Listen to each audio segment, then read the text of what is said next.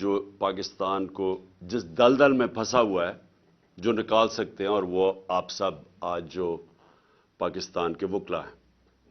تو میں سب سے پہلے 3-4 فیزز میں بات کروں گا. پہلی چیز کہ جو پاکستان کا آج کرائسس ہے، اگر آپ کسی اکانومسٹ سے پوچھ لیں، کسی جو پولیٹیکل اکانومی سمجھتا ہے اس سے پوچھ لیں، اس ملک کی تاریخ میں اتنا بڑا کرائسس نہیں آیا جو آج آ چکا ہے.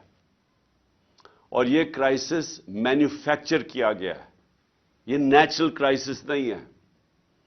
یہ ایک آدمی نے فیصلہ کیا رجیم چینج کرنے کا، سازش کی، اور بھی لوگ ہوں گے اس کے سامنے، لیکن ایک آدمی کے فیصلے کی وجہ سے یہ گورنمنٹ گرائی گئی اور یہ کرائسس شروع کیا گیا اور آج ادھر پہنچ گیا ہے جدھر میں صرف آپ کو بتاتا ہوں کہ ہم آج کدھر پھنسے ہوئے ہیں.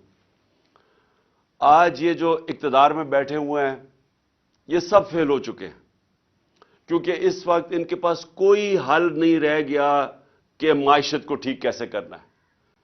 سب نے امید لگائی ہوئی ہے کہ کسی طرح کہیں سعودی عربیہ سے پیسے مل جائیں، یا ہمیں کوئی چائنا پیسے دے دے، یا ہم سیلاب کو بیچیں اور کسی طرح سیلاب سے پیسہ لے لیں.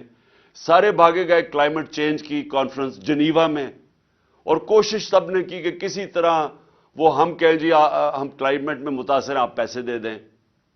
کوئی پیسے دینے کے لیے تیار نہیں ہے. سعودی عربیہ نے سٹیٹمنٹ دے دی ہے کہ اب ہم وہ ویسے پیسے نہیں دیں گے جو ہم پہلے دیتے تھے، ہم کنڈیشنز کر کے پیسے دیں گے، یعنی اگر آپ اپنے ملک میں یہ کریں گے تو پیسہ آئے گا.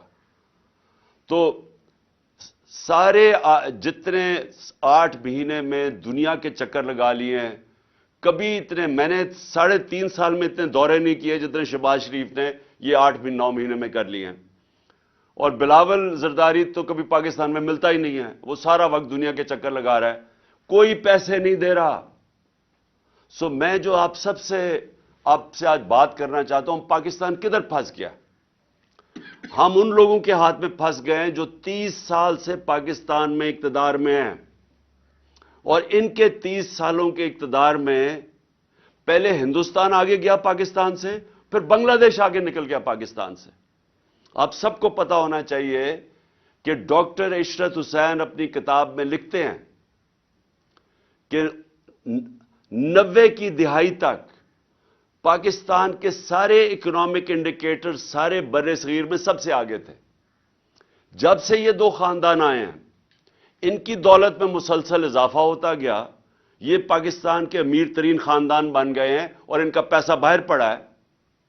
لیکن پاکستان آہستہ آہستہ ڈوبتا گرتا آج ادھر پہنچ گیا ہے کہ ہمارے پاس اس ملک کی تاریخ کے سب سے کم ریزروز رہ گئے ہیں. ہم ادھر کھڑے ہیں جدھر آج دنیا پریڈکٹ کر رہی ہے کہ پاکستان میں سری لنکا کا سچویشن آنے لگا ہے. ہمارے آج وہ حال ہے، آج بزنس کمیونٹی سے پوچھیں کہ آج پاکستان کدھر کھڑا ہے. اس ملک کی تاریخ میں کوئی تصور نہیں کر سکتا تھا کہ ہم اتنا نیچے جا سکتے ہیں.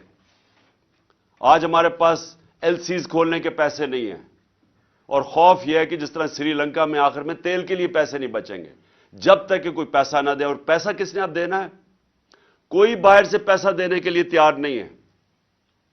ہمارے پاس کوئی اب کمرشل بینک پاکستان کو لینڈ کرنے کے لیے نہیں تیار، کیونکہ پاکستان کا جو ڈیفالٹ رسک ریشو ہے وہ 5% تھا جب اپریل میں، آج وہ تقریباً 90% پہنچ گیا. یعنی لوگوں کو اب کوئی اعتماد نہیں کہ پاکستان کو اگر پیسے دے وہ واپس کرے گا.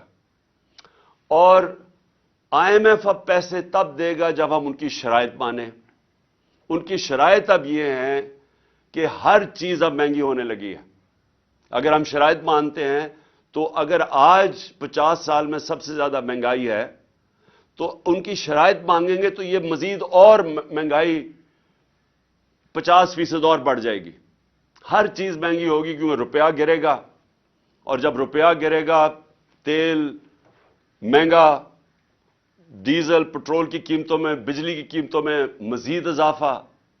اور اس کے علاوہ جو بھی ہم سمجھتے ہیں کہ جو बिजनेसेस जो इंटरेस्ट रेट है वो स्क्वीज होती जाएंगी, बेरोजगारी बढ़ रही है, फैक्ट्रियां बंद हो रही हैं। सो इसलिए जिधर आज हम खड़े हैं, मैं अब आप सबके सामने कहना चाहता हूं कि सिर्फ एक तरीका है निकलने का, और बाकी चीजें आप कई कर सकते हैं, लेकिन सबसे पहले एक तरीका है, और उसमें आप सबकी इस मुल्क को अब मदद है, और वो है rule of law. Rule of law का मतलब यह है कि एक मुल्क के अंदर जो इंसाफ का निजाम है उसके ऊपर लोगों को इत्मीनान हो, उस मुल्क में कमजोर और ताकतवर के लिए एक ही कानून हो, इसको रूल ऑफ लॉ कहते हैं। मेरे नबी सल्लल्लाहु अलैहि वसल्लम ने मदीना की रियासत में, और याद रखे हमें हुक्म है अल्लाह का कि उनकी सुन्नत पे चलो, उनकी जिंदगी से सीखो। क्यों अल्लाह ने हुक्म किया था? कि उनसे बड़ा कोई कामयाब इंसान आया ही नहीं है, इस दुनिया में ना आ सकता है। और उन्होंने जो रियासत कायम की थी, ये याद रखें कि वो जो रियासत कायम की थी वो उसमें 627 में जंगे खंदक थी, जिधर मुसलमान बाल बाल उम्मा बची, और उसके 10 साल के बाद 2 सुपर पावर्स, रोमन एम्पायर और पर्शियन एम्पायर, उनके सामने घुटने टेक गया 10 साल के बाद। यह तारीख की फैक्ट बता रहा हूं। तो उन्होंने चेंज किया था, एक उन लोगों की जिनकी हैसियत नहीं थी उनको वर्ल्ड लीडर्स बना दिया था, दुनिया की इमामत की थी, और यह तारीख में है। सबसे अजीम सिविलाइजेशन बना था, हर साइंसेस में उन्होंने लीड किया था। तो उन्होंने जो सबसे पहले मदीना की रियासत में चीज कायम की थी, रूल ऑफ लॉ, इंसाफ कायम किया था, अदल और इंसाफ, कि मेरी बेटी भी अगर चोरी करे तो उसको सजा मिलेगी। तुम्हारे से पहले कौमें तबाह हुई जो तो ताकतवर के लिए एक कानून और कमजोर के लिए दूसरा। यह है मेरे पाकिस्तान के वकीलों, यह है पाकिस्तान का सबसे बड़ा मसला। इसके साथ जुड़ी हुई है मायशत। पहले इंसाफ आता है, फिर खुशहाली आती है। पाकिस्तान यहां इसलिए नहीं गिरा कि हमारे पास वसाइल की कमी है या इंसाफ की कमी है। आपके सामने है जो हो रहा है पाकिस्तान में, कि नामवर डाकुओं को, जिनके ऊपर हमारे दौर में नहीं, पुराने केसेस थे, अरबों अरबों रुपए के केसेस थे, उनको पहले ऊपर साजिश के तहत बिठाया गया और उन्होंने अपनी सारी चोरियां माफ कर ली। मुझे बताएं, दुनिया में मुझे कोई एक, और मुझे अल्लाह ने मौका दिया क्रिकेट के जरिए 20-25 साल सारी दुनिया मैंने देखी है, बरतानिया में क्रिकेट खेला, उनका सिस्टम देखा। एक मुझे खुशहाल माशरा बता दें जिसको हम डेवलप्ड वर्ल्ड कहते हैं, मुझे एक बता दें जिधर ताकतवर ने, किसी एमएनए ने, मिनिस्टर ने, बड़े लोगों ने चोरी की हो पब्लिक के पैसे की और उसको माफी मिली हो। एक मुझे मुल्क बता दें जिसको एनआरओ दिया हो उन्होंने। तो हम तो वो कर रहे हैं कि हमारे 1500 साल पहले नबी सल्लल्लाहु अलैहि वसल्लम ने कह दिया था कि अगर ताकतवर चोरी करेगा और उसे नहीं पकड़ोगे और सिर्फ कमजोर को जुर्म में पकड़ोगे तो मुल्क तबाह हो जाएगा। आपके सामने अब हालात है। इन्होंने जो मुल्क, और आप इकोनॉमिक सर्वे ऑफ पाकिस्तान देख लें, जो सबसे तेजी से तरक्की कर रहा था अपनी 17 साल के बाद, तीसरे साल 5.7% ग्रोथ रेट और चौथे साल 6% ग्रोथ रेट, इंडस्ट्री ग्रो कर रही थी, एक्सपोर्ट्स ग्रो कर रही थी, हमारी ज़राअत ग्रो कर रही थी 4.5%। 17 साल के बाद टैक्स कलेक्शन मैक्सिमम थी, सर्विसेज इंडस्ट्रीज ग्रो कर रही थी। उसको कैसे हुआ कि उसको आज आके यहां पाकिस्तान खड़ा हो गया? और ये इसकी वजह यह है कि कभी भी मुल्क में वो लोग जो एक मुल्क के इदारे तबाह करते हैं, वो आज तक कभी इदारे ठीक नहीं कर सके। जो लोगों ने मायशत 30 साल से तबाह कर रहे हैं, वो आज कैसे ठीक करना था उन्होंने? ये कौन सा ज़हन था जिसने पकड़ के इनको ऊपर बैठा दिया? तो आज अब आगे का रास्ता मैं आपको बताता हूं। आगे का रास्ता भी आपके हाथ में है। ये स्ट्रगल है पाकिस्तान की रूल ऑफ लॉ, ताकतवर को कानून के नीचे लेके आना, किसी को एनआरओ नाम देना। जब तक लोगों को हमारे इंसाफ के निजाम के ऊपर एतमाद नहीं होगा, खुशहाली नहीं आने लगी, इससे नहीं निकलने लगे। और मैं आज आपको कहूं, क्योंकि मैं सबसे बेहतर بیرون ملک پاکستانی کو جانتا ہوں. سب سے زیادہ انہوں نے میری مدد کرکٹ کے زمانے سے ان کو جانتا ہوں. اس کے بعد جب شوکت خان اب بنائے تو انہوں نے سب سے زیادہ مدد کی.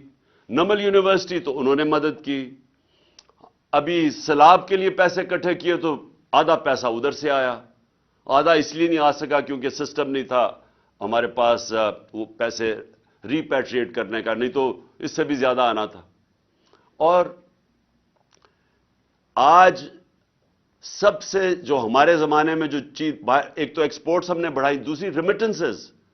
ہمارے زمانے میں ریکارڈ ریمیٹنسز آئی ہیں.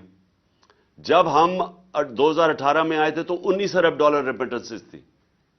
ہم جب گئے ہیں 3.5 سال کے بعد تو $21 ارب کی ریمیٹنسز تھی اور بڑھ رہی تھی. تو یہ جو آپ کا اثاثہ, یہ یاد رکھیں, اب کوئی اس ملک کو نہیں نکالے گا اس دلدل میں سے سوائے بیرون ملک پاکستانی. یہ اگر ہم نے اس سے نکلنا ہے, اب یہ جو بھی آج آپ کو کوئی کہہ رہا ہے نا دنیا کا بہترین اکانومسٹ لے آئیں, وہ مجھے سمجھائے کہ ہمارا جو ڈالر گیپ ہے وہ کیسے پورا ہوگا. ہمارا مسئلہ کیا ہے کہ ہم نے کبھی ایکسپورٹس کے اوپر زور ہی نہیں لگایا. نون لیگ کے پچھلے 5 سال میں ایکسپورٹس بڑھی نہیں. جب یہ 99 میں گئے تھے تب بھی ایکسپورٹس نہیں بڑھی. تو جب دولت ہی نہیں آ رہی, ڈالرز نہیں آ رہا, تو ملک خوشحال کیسے ہونا ہے. تو ہم نے ایکسپورٹس کو تو بڑھانا ہے لیکن وہ ٹائم لگے گا. تو جو سب سے جو چیز کر سکتے ہیں بیرون ملک پاکستانیوں کی ریمیٹنسز اور انویسٹمنٹ لے کے آنی ہے. یہ اصل بات سمجھیں. ابھی تک وہ ریمیٹنسز بھیجتے ہیں, انویسٹمنٹ نہیں بھیج رہے. جب ان کے پلاٹس کے اوپر قبضہ ہو جاتا ہے, کیونکہ یہاں قبضہ گروپ پھیل رہے ہیں اور رول آف لا نہیں ہے, تو وہ سرمایہ کاری کیسے کریں گے. تو آپ سب وہ کمیونٹی بیٹھی ہے جو بات سمجھتی ہے میں کیا کہہ رہا ہوں. میں نے آج تک کبھی برطانیہ کے اندر جتنی میری 20-25 سال زندگی گزاری, کبھی کسی قبضہ گروپ کا نام نہیں سنا.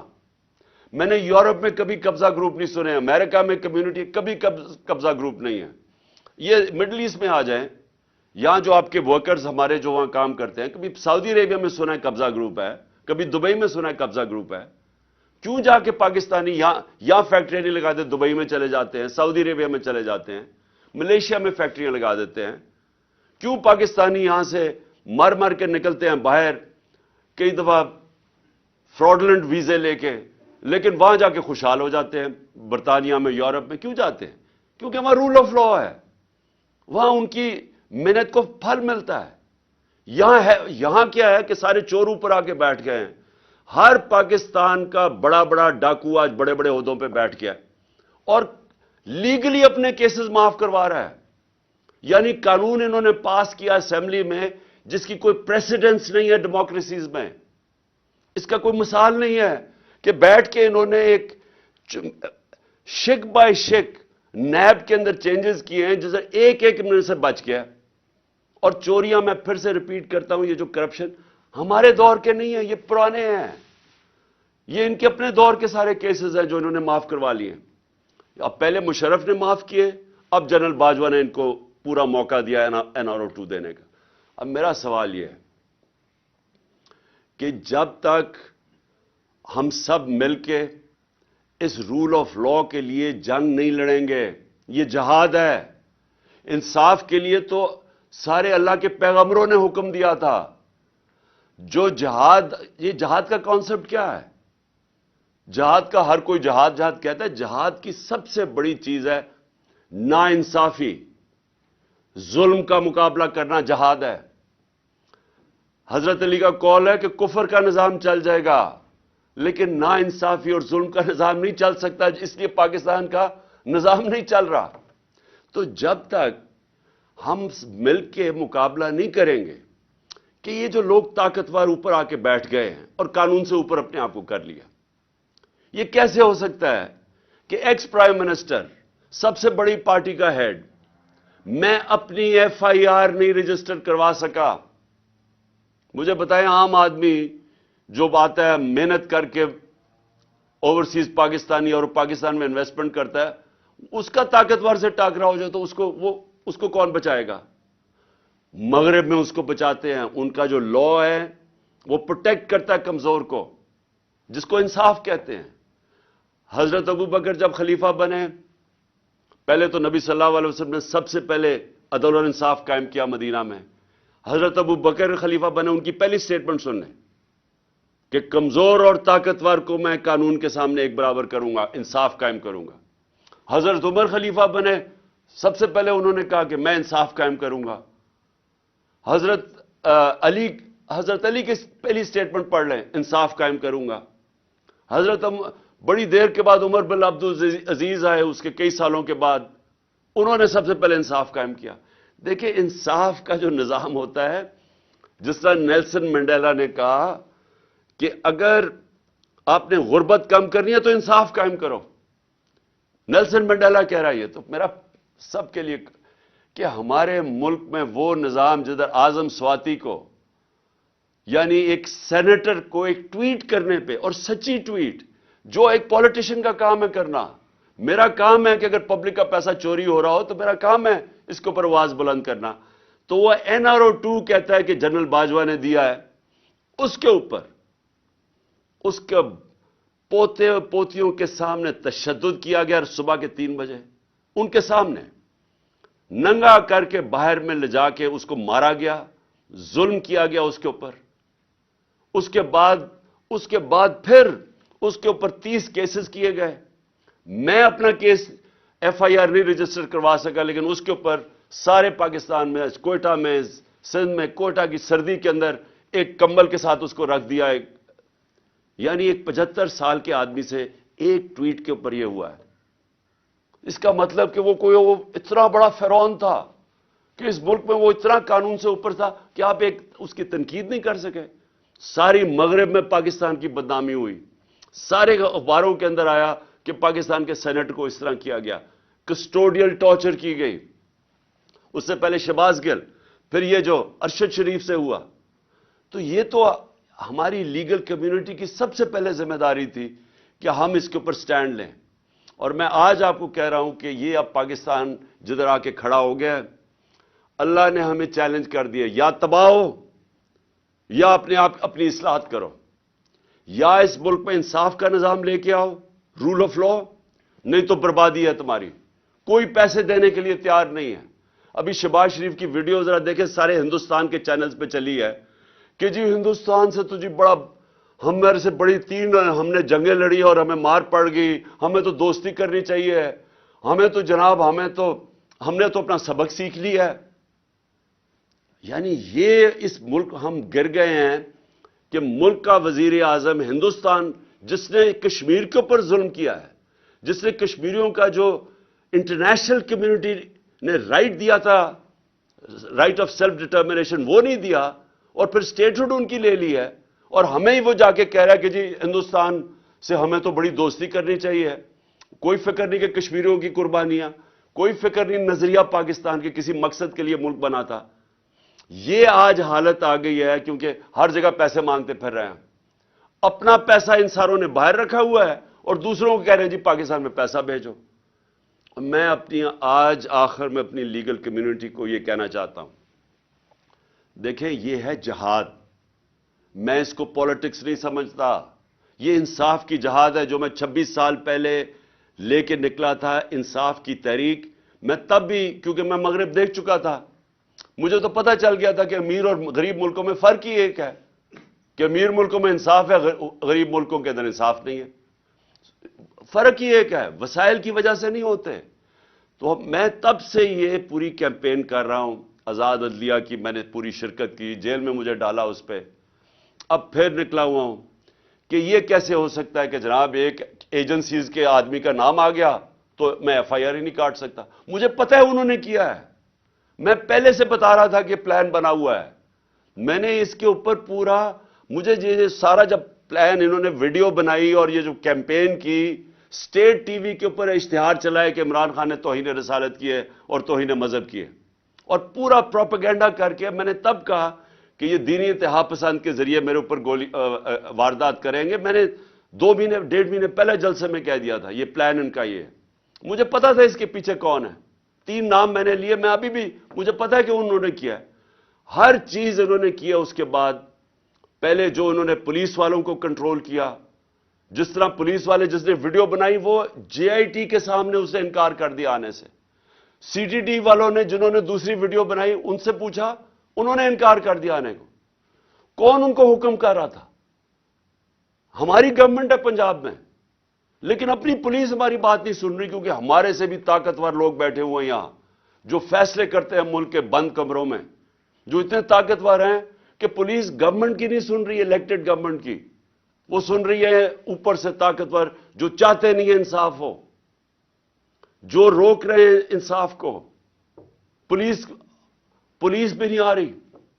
और फिर जो 4 सीटीडी के जो हमारी जेआईटी के मेंबर्स थे, चारों ने जाके कोई और बयान दे दिया जाके अदालत में, जब उनकी स्टेटमेंट्स हैं और अदालत कह देती है कि एक ही शूटर था। उनमें से जो एक जाके बयान देता है कि एक ही शूटर है, उसकी अपनी एविडेंस है कि उसने छत पे जाके दूसरे शूटर की गोलियां रिकवर की हैं। तो ये कौन है जो रोक रहा है इंसाफ को? और मैं फिर से कहता हूं कि छोड़े, इमरान खान है पाकिस्तान का एक्स प्राइम मिनिस्टर और सबसे बड़ी पार्टी के जिसके ऊपर कातलाना हमला होता है। मैं नहीं, इंसाफ मुझे, मेरे और जो जेआईटी बन रही है उसको सैबोटाज किया जा रहा है।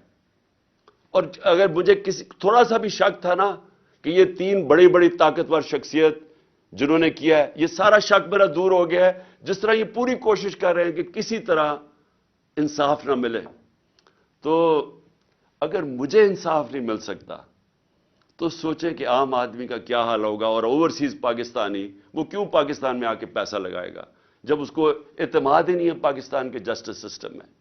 तो इसलिए मेरा फिर से मैं कहता हूं कि अल्लाह ने हमें चैलेंज कर दिया है पाकिस्तानी कौम को, अगर आपने बचना है तो इस मुल्क में इंसाफ का निज़ाम लेके आओ, नहीं तो हजरत अली का कौल कि कुफर का निज़ाम चल जाएगा, जुल्म का निज़ाम नहीं चल सकता। यह निज़ाम नहीं चल सकता। अब आगे कोई पैसे देने के लिए तैयार नहीं है। सैलाबों को बेचते रहे हैं पैसे लेने के लिए। उससे पहले हम जी दहशतगर्दी की जंग लड़ रहे हैं, हमें पैसे दो। हम जी बुनियाद परस्ती के साथ खड़े हैं, हमें पैसे दो।